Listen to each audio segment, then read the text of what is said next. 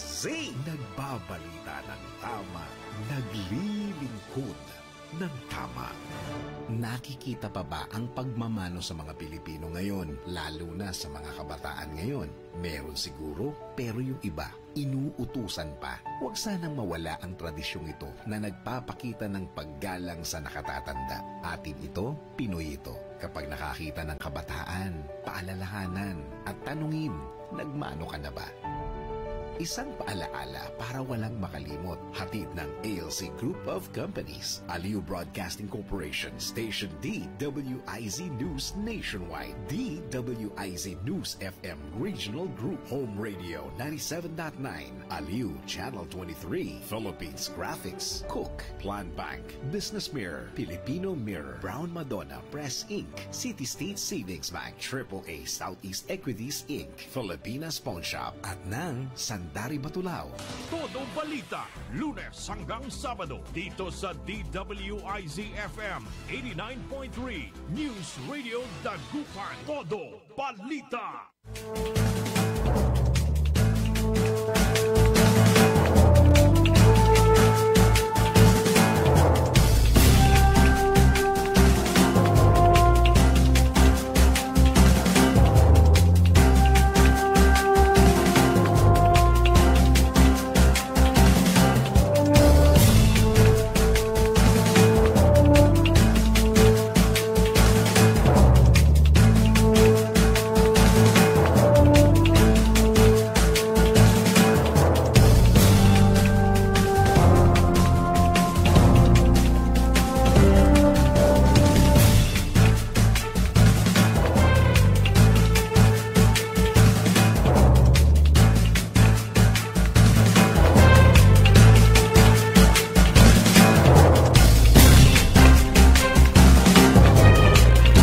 Isang napakagandang umaga ang ating pagbati. Good morning, good morning, good morning, good morning, good morning, good morning, good morning, good morning. Magandang umaga po sa inyo lahat. Araw po ngayon na Lunes at ngayon ay June 30, 2025, huling araw na po ng buwan ng Hunyo. At oras na rin po natin programang Todo Balita at Komentaryo. As usual, sa laban sa oras, ihatid namin sa inyo mga balita sa ating bansa at sa ibang dagat. Kaya ipagtalakay po natin sa ating mga lokal na balita. Kami po niya matagapagbalita ko po, si Susan Valdez daw. Kasama natin si Carol Liway E. Paragire. Dumako na tayo sa ating mga headlines, sa ating balitang pambansa. Lacson. Senado katawa-tawa kapag binasura ang impeachment ni Sara ayon kay Lacson. Todo Balita. Bahay ni Digong sa Davao ibinebenta. Todo Balita. Senator-elect Erwin Tulfo pinatimbog sa NBI sangkot sa illegal logging quarrying sa Camarines Sur. Todo Balita. Balita sa ibang dagat, hubot-hubad, pwede. Todo Balita. 13 sundalo patay sa pinasabog na convoy. Todo Balita. Sa ating mga lokal na balita, dating Deputy Speaker Baby Arenas pinarangalan ng AFP sa serbisyo para sa bayan. Todo Balita. Pagbubukas ng mga ballot box sa nagdaang Barangay Sangguniang Kabataan election isinagawa, paghahanda sa posibleng halalan sa Disyembre, tuloy pa rin daw ayon sa COMELEC. Todo Balita.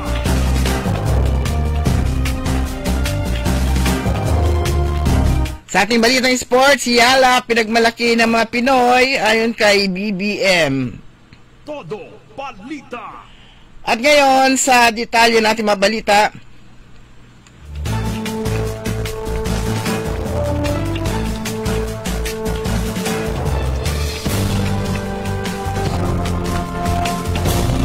hindi maaaring ibasura ang Senate Impeachment Court o ng Senate Impeachment Court ang impeachment complaint laban kay Vice Sara Duterte sa pamamagitan ng simple majority vote lamang ayon kay incoming Senator Panfilo Ping Lacson. Sa isang panayam, sinabi ni Lacson ang motion to dismiss ay dapat manggaling sa defense team at hindi mula sa isang senador na uupong hurado sa impeachment proceedings. Sa akin, di pwede mag-move to dismiss kasi judge. Saan ka nakakita ng huwes? Siya pa mismo man nag-move to dismiss. Kami mag-decide. So, ang motion to dismiss dapat manggaling sa defense, sabi ni Lacson. Nauna rito, sinabi ni Senate President at Senate Impeachment Court Presiding Officer Francis Chis Escudero na pwedeng pagbotohan ng Impeachment Court ang pagbasura ng Articles of Impeachment laban kay Duterte.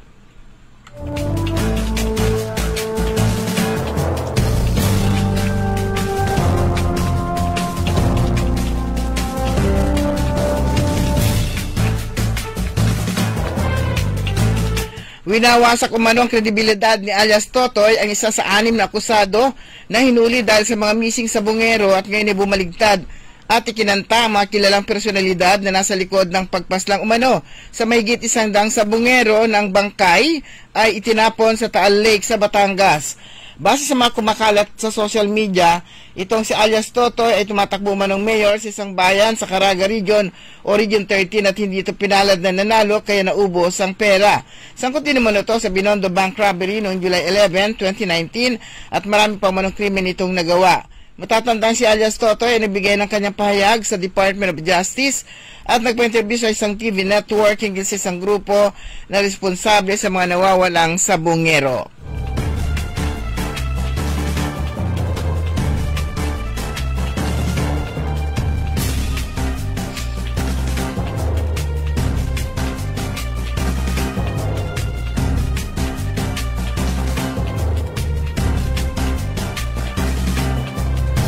Sa karagdagang balita, dinampot na entrapment operation ng National Bureau of Investigation ang isang barangay chairman ng Pasakaw, Camarines Sur at ilang pang kasamahan dahil sa umano'y illegal logging at quarrying batay na rin sa reklamo ng mga residente. Hunyo na lumapit ang ilang residente ng Pasakaw kay Senator-elect Erwin Tulfo para isumbong ang walang habas na illegal na pagputol ng mga kahoy at illegal quarries na nasasakupan ng chairman o ni Chairman Ariel Bengua. Agad naman nakipag-ugnay Senator Tulfo kay NBI Director Jaime Santiago para matuldukan na ang pang-aabuso sa kalikasan sa naturang lugar. Kasamang nahuli na NBI sina Dennis Barameda, hardware owner, Daryl Latroni Barameda at Eman Joy Osiana habang nagbebenta ng mga iligal na pinutol na kahoy sa mga NBI agents.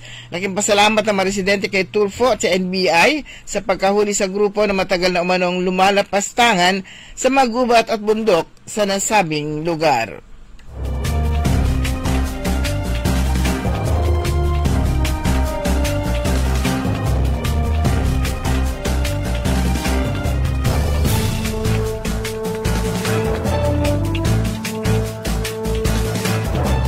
Umeksena si Justice Secretary Jesus Crispin Boying Rimulya sa labanan ng susunod na ombudsman ayon sa exclusive report ng Politico.com. Kinumpirma ng Scooper na nagsumite si Rimulya na application sa Judicial and Bar Council na siyang tumatanggap ng aplikasyon at rekomendasyon sa naturang pwesto hanggang July 4. Ang bagong ombudsman ang papalit kay Samuel Martires na matatapos ang termino sa July 27, 2025. Makakalaban ni Rimulya sa pwestong ombudsman si Philippine Competition Commission Chairman Michael Aguinaldo at Justice Undersecretary Jose Cadiz Jr. May 7 taon na termino ang ombudsman. Ibig sabihin nito na mapipili ni Pangulong Ferdinand Bongbong Marcos Jr. mula sa listahan ng JBC ay uupo hanggang 2032.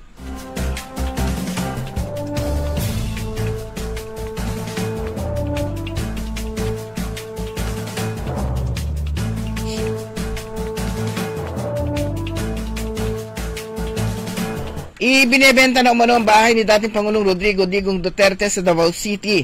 Kinumpirma ito ng common law wife ni Duterte na si Hanilet Abansenya at anak na si Veronica noong Sabado ng gabi, June 28. Sinabi na Abansenya na matagal nang walang gumagamit sa nasabing bahay sa Davao City. Kapag pumapasok umano siya rito ay nagiging emotional ito dahil wala ni isa mang Duterte ang naninirahan dito sa ngayon. Anya, siya na lamang umano pumapasok sa bahay at masakit sa kanyang dibdib na kahit may 4 na katulong doon, wala naman ang mismong amo at inabandona na umano nila ang nasabing bahay simula ng insidenteng iyon. Dagdag pa rito, hindi na rin umano siya komportabling matulog doon dahil pinalagyan ng CCTV ng mga abogado kahit nasa bedroom. Ipinost ni Kitty sa Facebook ay binebentang bahay sa Davao City. Gayman, tinanggal na ang post ng binebentang bahay kinabukasan. Marami naman sa mga supporter ni Duterte ang nanghihinayang kung totoong binebenta na ang bahay ng dating Pangulo.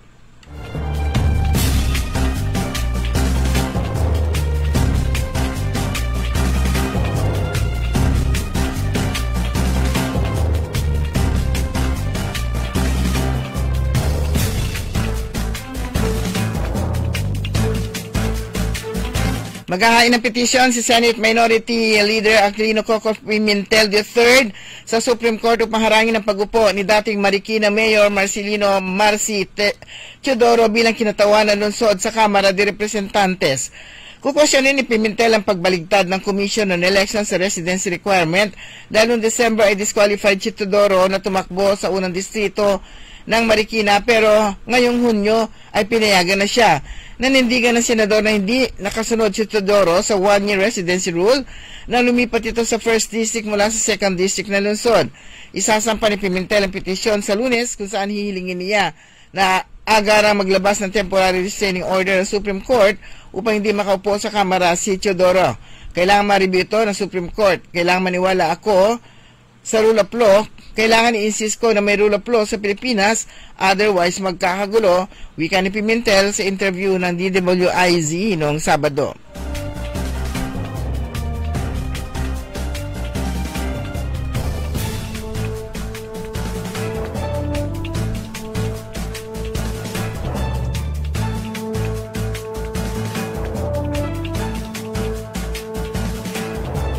Dumako naman tayo sa ating mga balita sa ibayong dagat.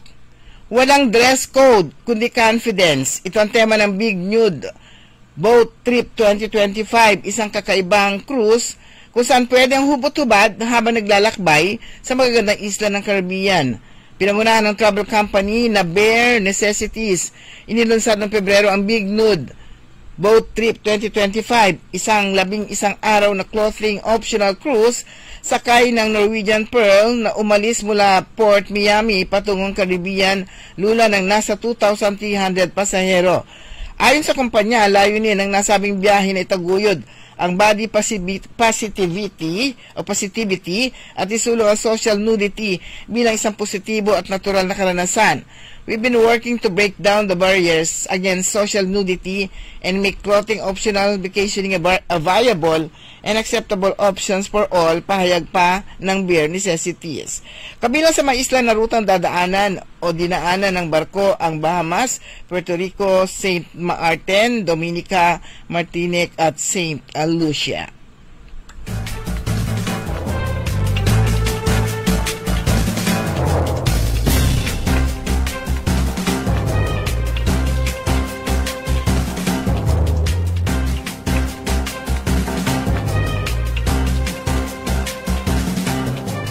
Karagdagang balita sa ibang dagat, patay 13 sundalo matapos salpukin na isang suicide bomber ang convoy ng militar sa Mir Ali, North Waziristan, Pakistan, gamit ang sasakyang may kargang pampasabog noong Sabado. Ayon sa ulat ng militar, 3 sibilyan ang nasugatan sa insidente, kabilang ang 2 bata at isang babae. Bilang tugon, agad nagsagawa ng operasyon ang militar kung saan 14 na militante ang napatay. Sinisisi ng Pakistan Army ang isang militanteng grupong umano'y suportado ng India sa naturang pag-atake. Gayunman, mariing itinanggi ito ng Ministry of External Affairs ng New Delhi.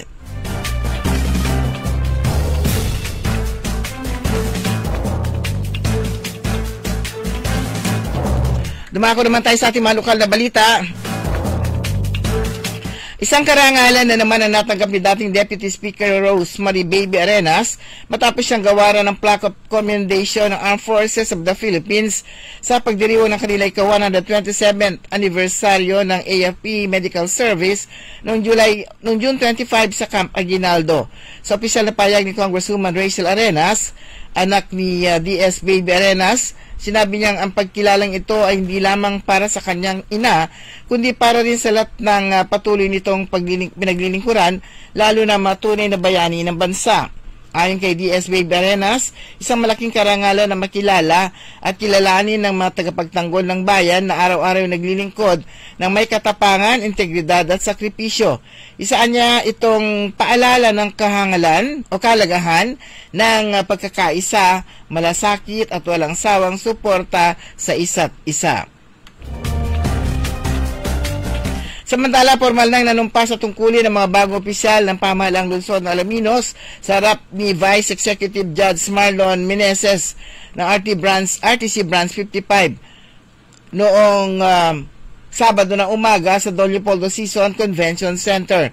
Ang oath-taking ipinangunahan ni re-electionist Mayor Art Brian Celeste ang nagpapatuloy sa progresyo ng lungsod na sinimula ng kanyang ama si First DC Congressman Arthur Celeste noong 2013. Ito na kanyang pangatlong termino bilang punong lungsod ng Alaminos.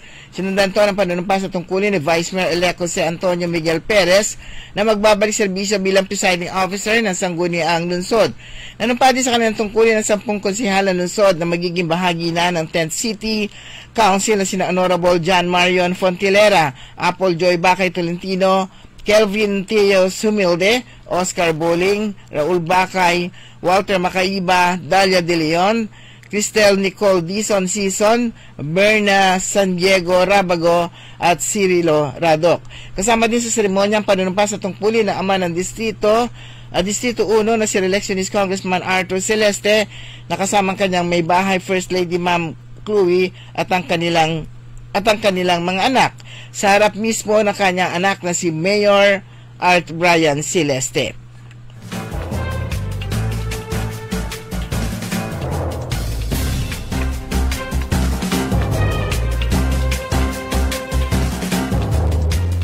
Samantala, maaga pa lamang noong Biyernes, June 27, ay sinagawa na ng COMELEC, Mangaldan, katuwang ng Municipal Treasury Office at Paris Pastoral Council for Responsible Voting, Mangaldan, ang opisyal na pagbubukas ng mga ballot box na ginamit sa barangay at sangguniang kabataan elections noong 2023. Ginanap na nasabing aktibidad sa Municipal Hall Parking Grounds kung saan inayos at pinagsama-sama sa isang sako bawat barangay ang nilalaman ng bawat ballot box tulad ng mga balota, tally sheets at iba pang gamit sa eleksyon. Pinangunahan ni Election Officer for Gloria Cadiente ang nasabing aktibidad kasama sina Municipal Treasurer Marilu Gavino, Liga ng mga Barangay, President Councilor Florida Abalos at PPCRB Mangaldan Paris Coordinator Virginia Villanueva. Nakisa rin na ilang volunteers mula sa Ngalacan River Task Force sa pamumuno ni Migrant Desk Officer Designate Ernie Quizon at mga kawani ng COMELEC at Treasury Office. Ayon kay Cadiente, ang nasabing pagbubukas at pag-inventaryo ay bahagi pa rin ng paghanda ng COMELEC sakaling matuloy ang barangay at SK elections sa darating na December 1, 2025. Bagamat naantalang itinakdang voters registration mula July 1 hanggang 11, tuloy pa rin anya iba pa aktibidad gaya ng procurement at inventory ng yellow ballot boxes upang maging handa sakaling hindi pirmahan ng Pangulo ang panukalang batas na pagpapaliban sa BSKE. Nipasa na ng Kongreso at Senado ang Bicameral Conference Committee report ugnay sa House Bill 11287 at Senate Bill 2816 na layong ilipat ang schedule ng BSKE sa unang Lunes ng November 2026. Inaantay na lamang pirma ni Pangulong Ferdinand Marcos Jr. upang ito'y tuluyang maisabatas.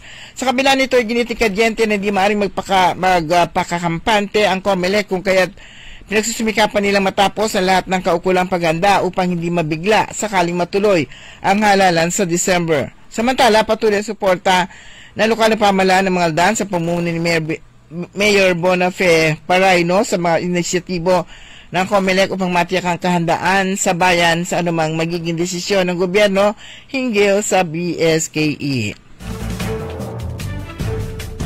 May mahigit na 1,000 bayang-banggenyo nakatanggap na kanilang sahod sa payout activity para sa tulong panghanap buhay para sa mga disadvantaged at displaced workers na ginanap noong June 26 sa Pavilion 1, St. Vincent Ferrer Prayer Park.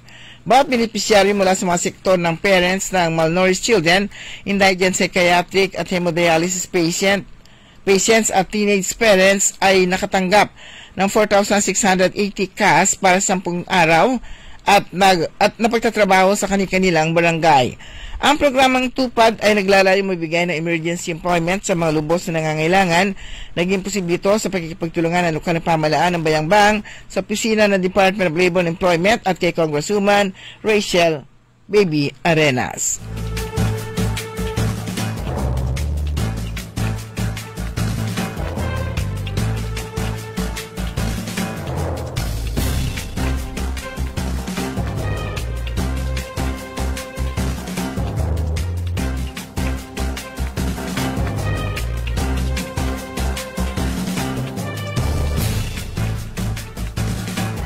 Sa ating balitang sports, ipinagmamalaki ng sambayanang Pilipino si Alex Yala kahit nabigo itong makuha ang corona na Eastbourne Open sa United Kingdom noong Sabado ng gabi ayon kay Pangulong Ferdinand Bongbong Marcos Jr.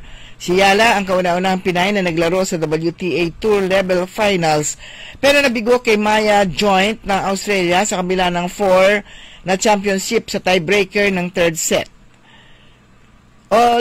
We all watch you make history as the first Filipino to reach a WTA 250 singles final. That alone is already a victory for our country and for the millions of Filipinos who stand proudly behind you, saad Di Marcos sa social media post. Binanggit naman ni House Speaker Ferdinand Martin Romualdez na sa kabila ng pagkatalo, ipinakita niya lang kadakilaan ng sabihin na magpupunyagi siya para maabot ng kanyang pangarap at karangalan sa Pilipinas. Alex Yala, we may have lost a match, but she won a nation's heart, ani Romualdez. Sumanya kabuan ang ating newscast sa ating Todo Balita at Komentaryo. Ano po tagapagbalita ko po, si Susan Valdez siya daw. Kantabay po natin sa technical side, si Ka Edwin Inong at si Ka Edwin Inong. Oras, ganap na alas 5:25. Babalik po tayo pagkatapos po lamang ng ilang paalala. Ang balitang ito ay inihatid sa inyo ng Bingo Plus. Download Bingo Plus app now on Google Play and Apple App Store. Visit bingoplus.com to learn more. With Bingo Plus, bingo sa saya, plus sa panalo. Gaming is for 21 years old and above only. Game responsibly, keep it fun. Magandang araw po sa ating lahat, sa ating mga bisita. Inaanyayahan ko po kayo sa aming lungsod ng Alaminos para po mabisita at ma-experience ang ating mas pinagandang 100 Islands. Marami na pong pagbabago sa ating mga isla at sana makita namin kayo dito sa aming lungsod para po makapag-swimming, makapag-enjoy kasama ang inyong barkada at ang inyong pamilya. Tara na!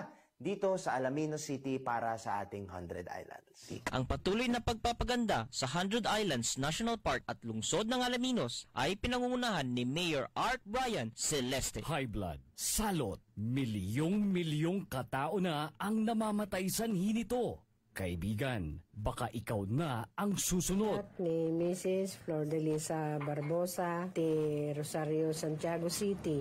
Agtawenak ti 63. Manungatawan nga aglutluto ako, tada karinderyat. Mariknak agpipikal, ti imimak iso nga nangagak ti radyo, dati agas nga pao di arko. Pinadas ko, mayat ti epekto na. Duti food supplement nga napadpadasa ko, awan ti epekto na. Dato'y pao di arko, idi nagtumarak, manungal daw lang, han nga agpipikal ti imakon. Awisen kay nga mangpadas, tapno may katmat, dagita rikrik na inyo, saksakitin nyo. Kaya kaibigan, buhay mo'y ingatan. Mag-Aldrich Pau di Arco Herbal Capsule na para kalusugan mo ay garantisado.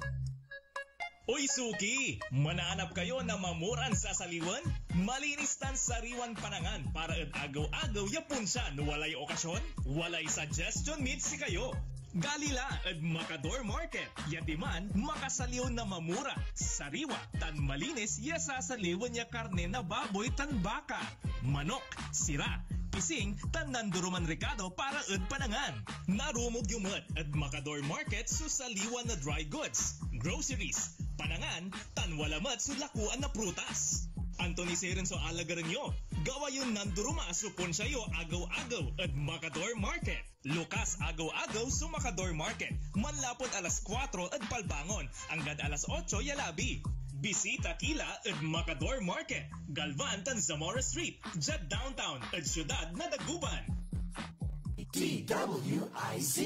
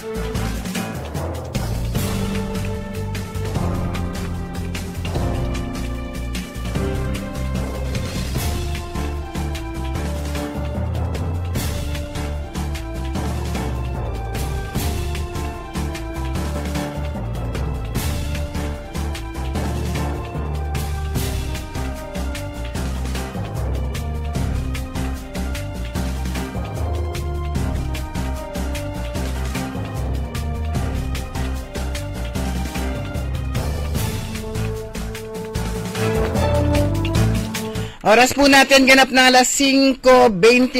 Tuloy po ating programang Todo Balita at Komentaryo. Sa ikatlong bahagi na po tayo. Paghatid pa rin po natin ating mga balita, nating mga balitang lokal sa ating lalawigan ng Pangasinan at sa siyudad ng Dagupan. Ngayong araw po, June 30, last day.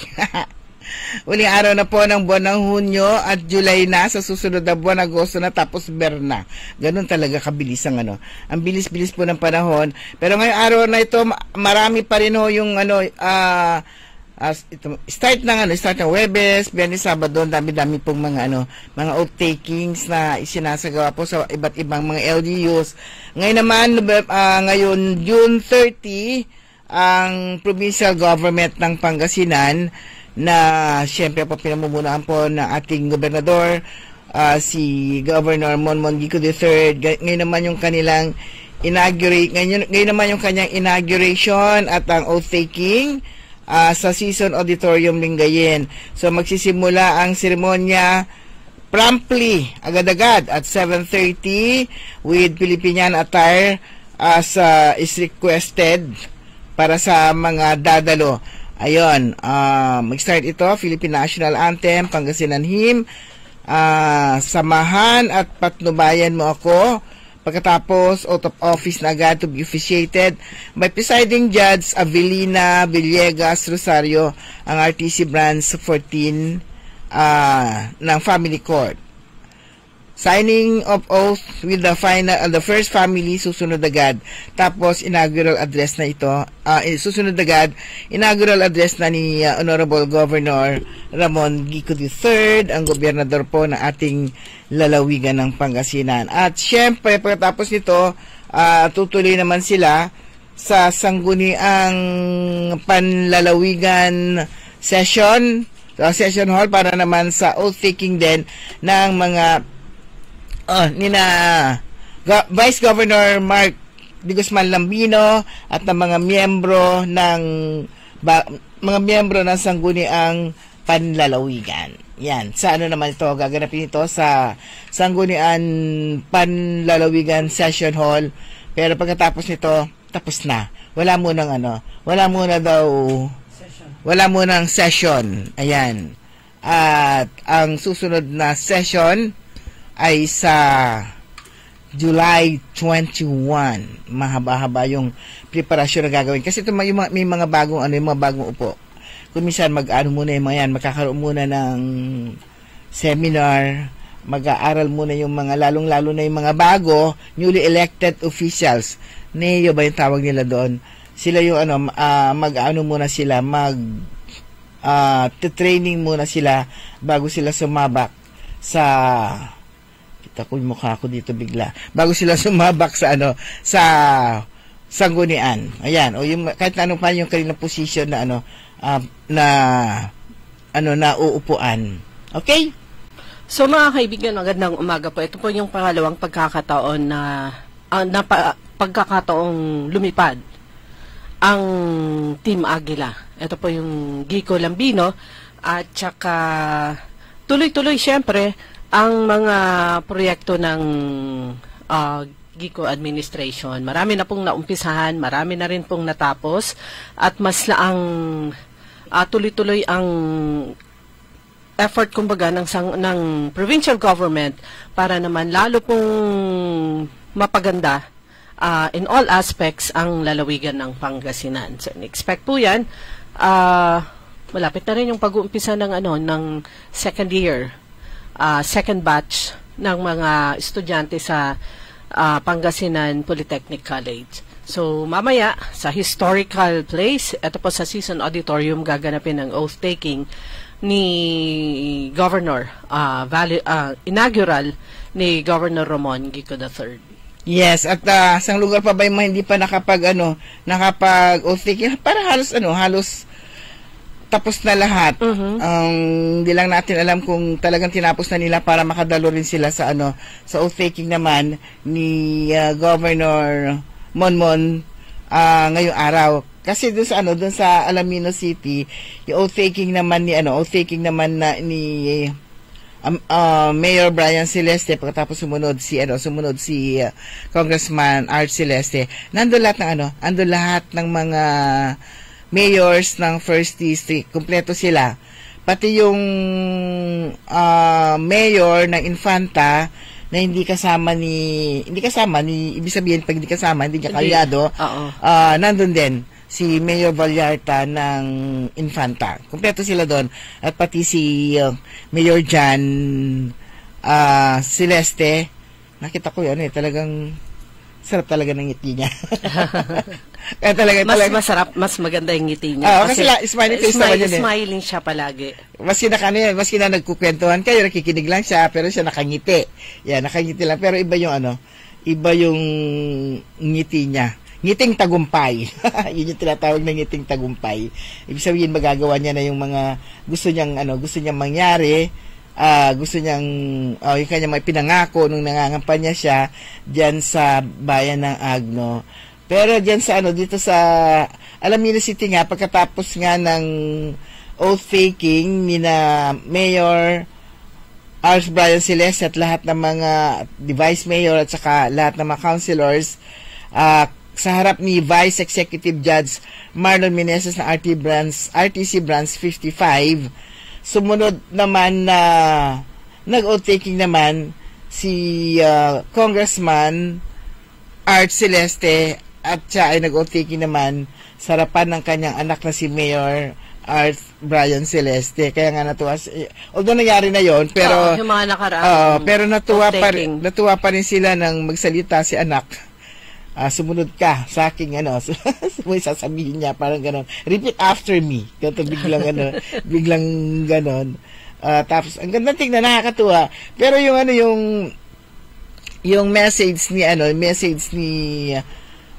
Mayor Celeste, puro pasasalamat na rin doon sa 3 taong anim na taon, kasi sabi niya parang yun na yung kanya last term din. At sabi niya, kapag ka nag-last term na raw siya, ayaw na raw niyang balikan kung sakali. Di ba, meron yung mga mayors na magpapahinga lang sila ng isang buwan, isang termino, pagkatapos bumabalik. Pero sabi niya, kapag siya, ayaw na raw niyang balikan. Walang natin, tingnan natin kung salita ng, baka salita pa rin ng bata yon. Although alam po natin na siya yung pinakabatang naging mayor sa buong Pilipinas. Dahil 22 years old siya nang siya ay maging mayor. Ngayon, bilangin natin, 22, 23, 24, 25, 26, 27, 28. Ayan, 28 na siya. Siya yung pinakabatang naging mayor dito po sa, hindi lang sa Pangasinan, kundi sa buong Pilipinas. At ngayon nga ay 27 or 28 na siya. At yun pa rin, sabi niya, gusto niyang marami pa rin siyang although nagpasalamat na siya sa buong 6 na taon na pagsiservisyo niya. Nag-start nga siya, di ba, pandemic. Yun, pandemic, sabi nga niya hindi raw niya ma-imagine kung paano niya napangasiwaan ang bilang maging punong lungsod. sa isang napakalaking lungsod at yun ay pandemic time. So, naging successful naman yun dahil siya mismo talaga nakikita natin nun sa mga Facebook dahil bawal naman lumabas. Siya mismo pinangunahan niya yung paghahatid ng mga bigas, ng mga pagkain sa bawat bahay. Yun yung advantage ng yun ang advantage ng pagiging bata. Parang isinadya kasi talagang nung time na yun bawal lumabas mga matanda. Paano magsiservisyo yung mga may edad? Pero siya nga pinakabata nga siya mismo yung mga naghahatid ng mga pagkain, kasama siya sa lahat ng mga barangay, at yun naisip nga nila, sa kanya rin natin nakita yung pinakaunang imbis na madilata ang pinamimigay nila mga gulay. Yon, so yung dahil nga sa yung mga produkto ng mga magsasaka noon ay hindi nila maibenta. Dahil nga sa bawal ngang mahirap ang transportation. Mahirap pagbiyahe noon. Hindi sila pwedeng basta-basta lumabas. Kaya ang ginawa ni Mayor, siya na yung bumili ng lahat ng mga produkto ng lahat ng mga magsasaka para hindi masayang kanilang mga produkto, at yun yung mga kanilang pinamigay. And then nakita natin sa iba't ibang mga lugar, ganun na rin. May bumibili na ng manok, pinibili na nila yung mga produkto sa kanilang mga bayan. So, sabi nga nung magbigay naman ng message itong si Congressman Celeste, talagang hinarap niya si Mayor. Sabi niya dahil last term na to, sabi niya, ang bit-bit mo, hindi lang pangalan mo. Meron kang binibit-bit na pangalan. So, sabi niya, kumbaga, huwag mong sisirain yung pangalan. Lalong-lalo, alam naman po natin yung serbisyo po ng mga Celeste. Huwag kang tatamad-tamad kasi last term mo na, baka magtamad-tamad ka, malilintikan ka sa akin. So, ganun yung diretsahan na, although pabiro, pero yun din yung nagtawanan na lang po yung mga nakikinig. Pero seryoso si Mayor. Ayaw niya si Congressman, ayaw niyang masira yung pangalan nila, na talaga yung serbisyong pinakita po nila, talagang nakita naman po natin yan nga sa First District o yung dyan sa Alaminos City, parang siya yung arkitekto ng progreso ng lungsod ng Alaminos. At sabi nga niya, dahil ngayon malalaki na nga yung mga anak niya, pero naging emotional siya nung idiretsa niya sa kanyang misis. Sabi niya, dahil sa magandang pangangasiwa mo sa ating pamilya, eto na tayo ngayon. Tapos na-stop na siya kasi talagang napaiyak siya. Sabi niya, pasensya na kayo, mababaw luha niya, at saka mababaw daw yung kaligayahan niya. Pero ngayon, dahil nga sa may mga edad natin, naghaharap sila, ang pinag-usapan nila about kung ano yung gagawin nila sa yung kanilang mga trabaho o yung kanilang mga kung ano yung plano nila sa kanilang lugar. Ikukuno to sa kanyang mga anak. Tapos, syempre may mga isip na rin yung mga yon, hindi yata maganda yan, dapat ganito. Parang gano'n. May mga sarili-sarili na rin sila mga suggestion. At pag-aaralan daw niya, pag nakita niya, sinusunod niya yung kanyang mga anak. Parang gano'n. Nakikinig siya sa kanyang mga anak. Dalawa pang magandang i-observe, tignan, at eto naman mga progresibo rin yung kanilang pag-iisip. Mga bata rin, na mga bagong mayor, isa na dyan ang mayor po ng bayan ng Kalasyaw, Mayor Patrick. Ay, oo. Patrick Karamat, na hindi nyo masasabing newbie talaga dahil nag-serve siya for a while as administrator nung term ng kanyang yumaong ina, the late Mayor Mamilin Karamat. At saka po yan, para sa mga hindi pa nakakaalam na taga Kalasyaw, siya po ay registered nurse. At kumuha rin po siya ng preparatory para medicine, kaya lang hindi niya naituloy. Pero napakaganda yung kanyang mga inilahad na mga programa niya. Gusto niyong magawin para sa kanyang bayang Kalasyaw. Isa pa po dyan, I think ginanap nung Saturday, yung kanilang oath-taking, ay ang bagong mayor din ng bayan ng Umingan. Kung hindi ako nagkakamali, she's the first woman mayor ng bayan ng Umingan. Doon po sa pang-anim na distrito ng Pangasinan, si Mayor Chris Ever Tadeo Lainez, na isa na pong abogado. Siya, ang tatay niya, nag-serve ng ilang beses bilang councilor ng bayan ng Umingan. Siya din ay naging miyembro, ex-officio member ng Sangguniang Bayan ng Umingan dahil siya po ay naging Sangguniang Kabataan Federation President ng Umingan. So, 3 silang magkakabatch ngayon na nasa serbisyo. Nag-serve din as councilor at saka ito nga, vice mayor, itong si Mayor Chris Evert Tadeo Lainez. So, 3 silang batch ng SK na magsuserve bilang public servants. Una na po dyan, si Mayor Jolly Risuello. Nasa na rin siya, pangatlong term niya as mayor ng Basista. Siya noon ang president ng Pangasinan SK Federation. Isa pang member po nila, kabatch nila, si re-elected board member Nicoli John Louis Sison. At ito nga si Mayor Chris Evert Tadeo Lainez. Ayan, mga nag-umpisa as SK Federation presidents ng kanilang mga bayan. Si Mayor Risuello, siya yun yung Federation President sa lungsod ng San Carlos. Pero ngayon ay lumipat po siya sa Basista at nagnilbihan bilang councilor, vice mayor at mayor sa pangatlong termino. Ito po yung mga young minds na ito yung bagong henerasyon ng mga public servants. Sa First District, andyan si Mayor Arth Brian Celeste. Sino pa ba yung mga young in age na mga politicians dyan? Si Rarang. Sa Bayan ng Anda. Ayan, Bayan ng Anda. Tapos sa Second District. Nanalo ba si Reyes? Oo, elected siya. Si Reyes, mabini. Si Reyes, naging SK Federation President din siya ng bayan niya.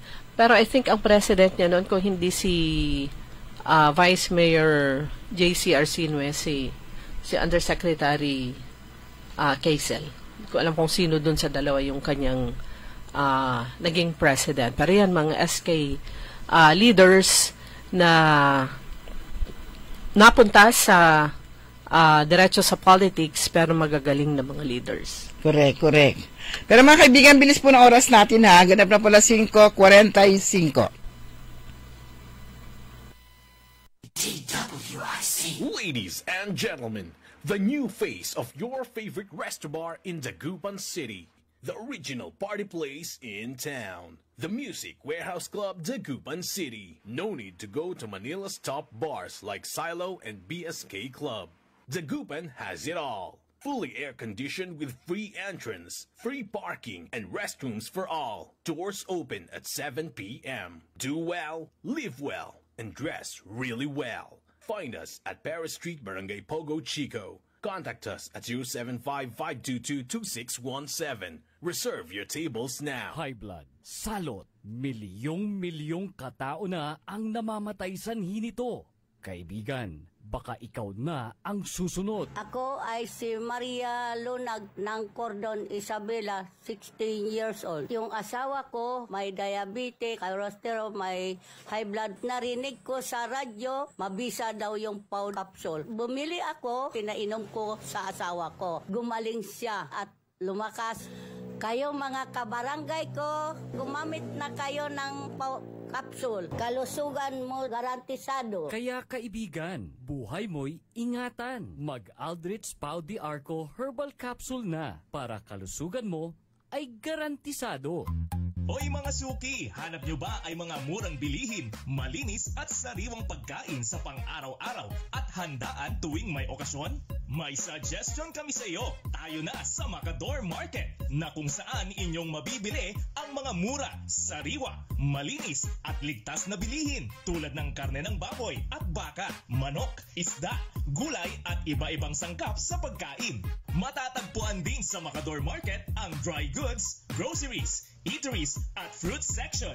Kaya ano pang hinihintay nyo? Gawing bongga ang handa mo everyday with Macador Market. Macador Market is open from 4 a.m. to 8 p.m. Visit us at Macador Market, Galvan Street at Zamora Street sa downtown Dagupan City. DWIZ Liway Manantan at Susan Yaraw sa Todo Balita.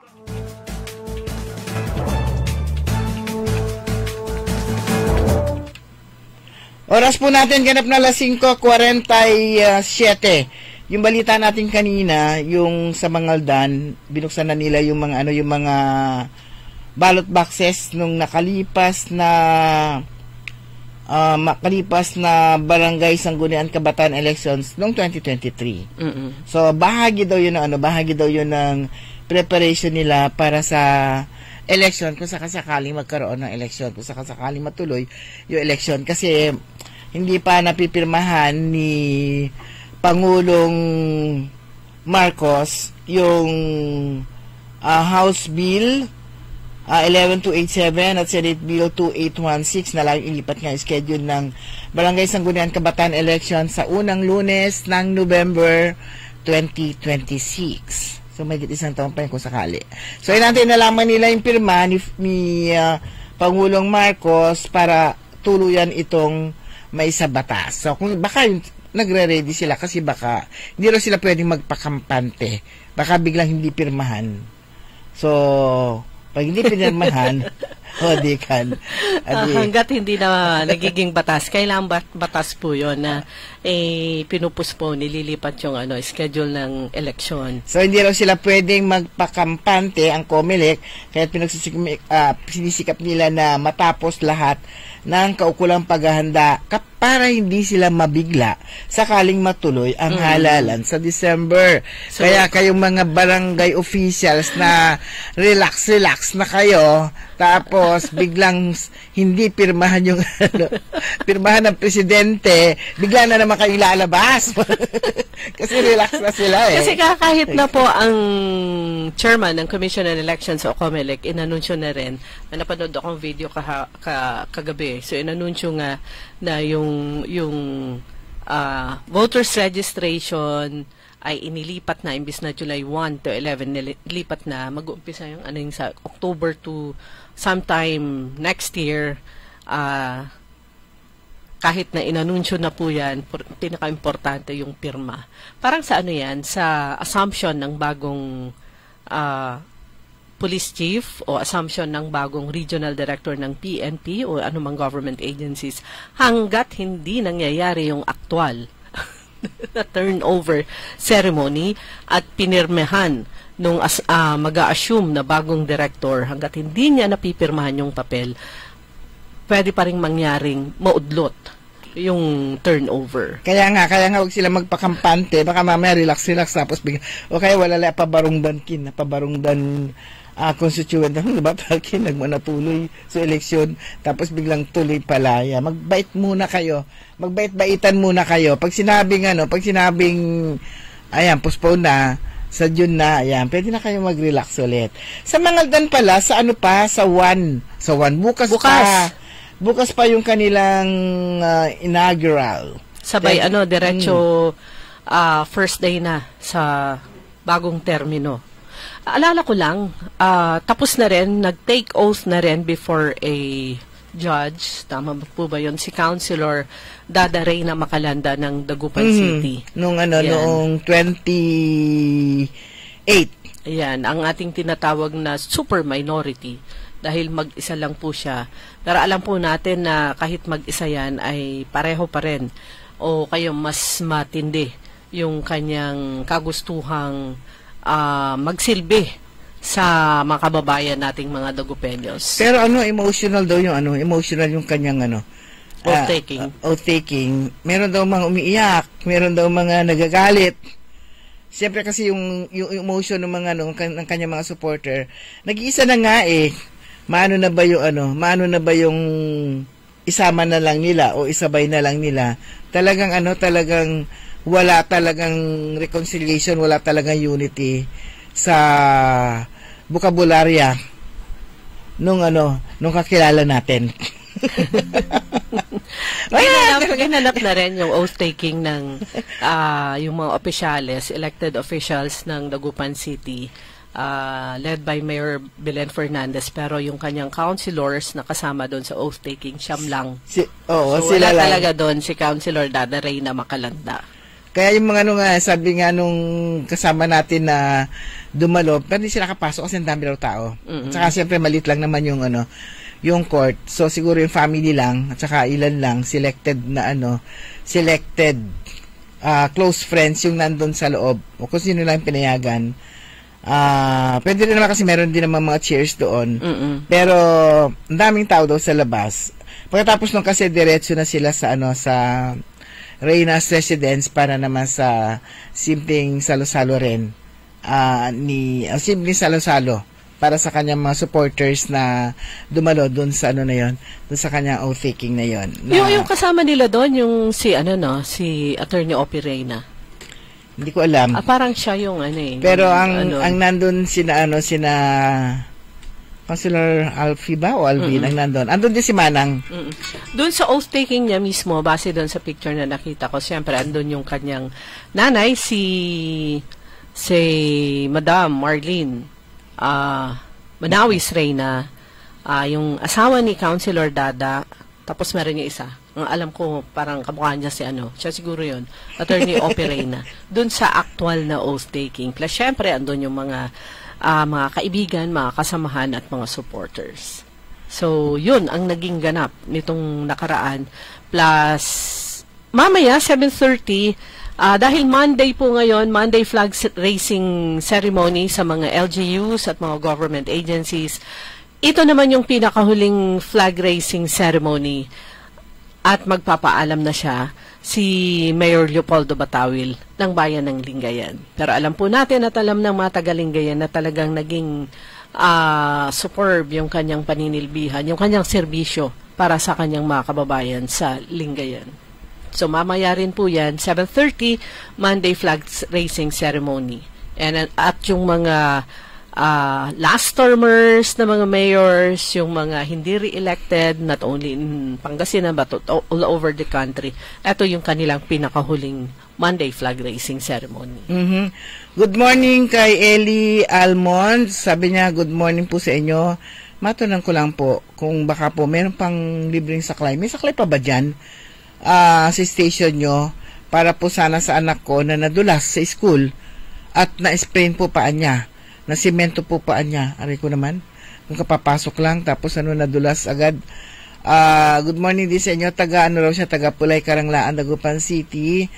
At yun nga, ingat po kayo palagi. Kayo rin po. Yung mga bata ngayon sa school kapag sabay hindi lang matanda yung dapat mag-iingat kasi nga nakakatakot din kapag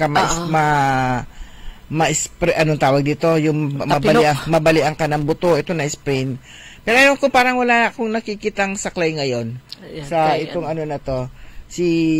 Kay Sir Orly, mag-request tayo kasi kapag isang salita lang yan sa kanyang mga sponsors, magdadatingan ng maraming mga saklay.